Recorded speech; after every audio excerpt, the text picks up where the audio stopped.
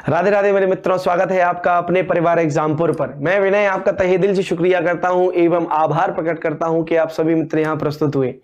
तो मित्रों, जैसा कि स्वरों का जो उच्चारण है उसको लेकर बड़ा संशय बना रहता है कि कौन सा कंठ होगा, कौन सा ओष्ठ होगा। तो आइए इसकी ट्रिक को समझेंगे और ट्रिक से आप याद रखिएगा, आप बिल्कुल 2 मिनट के भीतर जो अग्र स्वर होते हैं, मध्य होते हैं, पश्च स्वर होते हैं, इन पर भी चर्चा करेंगे और साथ में जिह्वा के आधार पर अर्थात जीव के आधार पर स्वरों का वर्गीकरण भी जानेंगे मात्र 2 मिनट के भीतर में। आइए देखिए मित्रों, याद रखिएगा जैसे आ और अ का उच्चारण स्थान जो होता है वो कंठ होता है। अब ये याद रखने की आपको जरूरत नहीं है, सीधे आप एक चीज याद रखिए, आका। बस सीधे क्या ट्रिक है, आका। अर्थात यहां का जो परिवार बनेगा वो बनेगा आ और का से बन जाएगा कंठ। पहली चीज तो ये क्लियर हुई। और देखिए, यदि हम ई और ई के उच्चारण स्थान की बात करते हैं तो बनता है तालु। ठीक है, अब देखो घर पे कौन आई हमारे, ताई, और ता से बन गया तालु और उच्चारण स्थान अर्थात ई और ई का उच्चारण स्थान क्या हो गया, तालु। और देखो, जब हम बात करते हैं ऊ और ऊ की, तो याद रखिएगा इसका उच्चारण स्थान होता है ओष्ठ। तो तुम क्या करना, बस याद रख लेना उओ। तुम क्या याद रख लेना, बस उओ।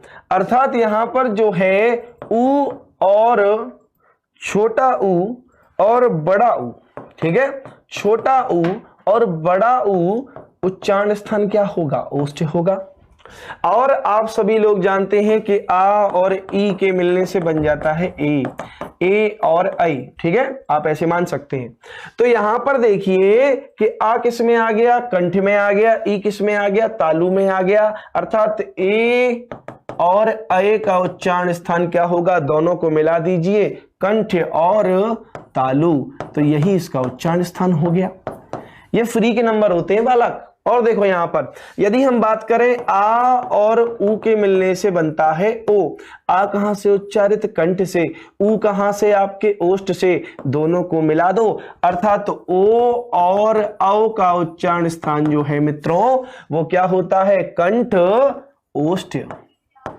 कंठ ओष्ठ।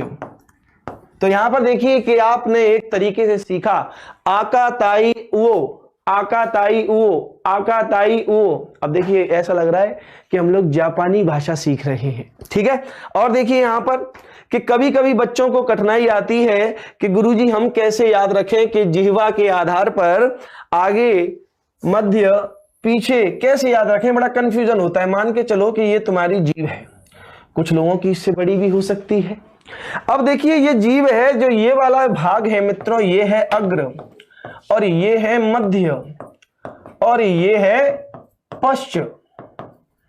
ध्यान से समझिएगा, ये हो गया अग्र, ये हो गया मध्य और ये हो गया पश्च। एक ट्रिक होती है, बड़े ध्यान से समझिएगा कि प्रिय प्रिय बैठी री आगे। आपने देखा होगा कि ऑफलाइन में कन्याएं जो होती हैं वो आगे ही बैठती हैं। ठीक है, तो प्रिय बैठी री आगे। अब एक लड़की का नाम है उसमें प्रिय। अब यहां पर देखिए कि यहां पर एक निकली मात्रा ई, यहां पर कौन सी मात्रा है, ए, यहां पर कौन सी है, ऐ, यहां पर कौन सी है, ई, और यहां से निकाल लीजिए रे, मान सकते हैं रे। कहां बिठालना है, आगे लिख दो यहां पर ए ई, और साथ में क्या आएगा, ए ऐ और रे। कौन से स्वर होते हैं, अग्र स्वर होते हैं। अब ये सिलेबस याद रखना है, ये बिल्कुल UPSI, UP police, UP constable हो या फिर यूपी ट्रिपल एससी का एग्जाम क्यों ना हो, यूपी टेट हो, सी टेट हो, कोई सा भी ऐसा एग्जाम हो वहां पर ये आता है। मध्य में सिर्फ आप लोगों को याद रखना है मित्रों, आता है आ। क्यों आता है, ये बीच में ही रह गया, अर्थात इसीलिए इसको कहा जाता है उदासीन।